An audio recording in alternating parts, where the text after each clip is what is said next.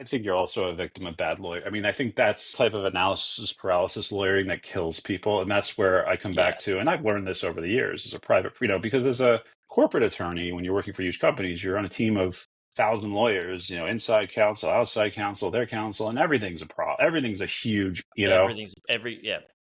every decision Lawyers is a can be massive, so yeah. difficult to work with, man. But if you do that to your small business clients, you're killing them and you don't understand that. And so Lawyers kill that's so many deals in under absolutely.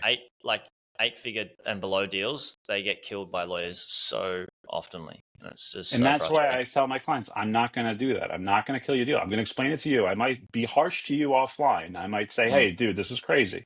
This is nuts. This is, or don't tell me. And to some degree, that's what lawyers worry about. And I don't think they handle it right. Lawyers are afraid to concede because they're imagining all of these possibilities and they can't reconcile how to help their client manage risk. They shouldn't be practicing this type of law. Yeah.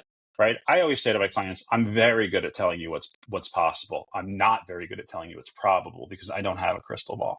Right. Yeah, I like So that. I can tell you a million different things are possible, but to some degree, we have to get back to reality and say, okay, what can we live with? What can we accept risk on? What can we, yeah, that's possible, but are we really that concerned? Will we just have to deal with it if it comes up? Because we can't, nothing would ever get done if the situation like you described. And I think it's a skill, and I think it's something that I've definitely learned over the years.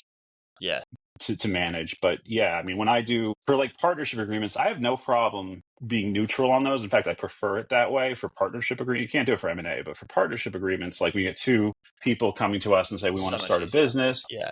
I'm like, guys, Everything. I'm happy to be neutral here. I'm like, you each can go get your own lawyer if you want.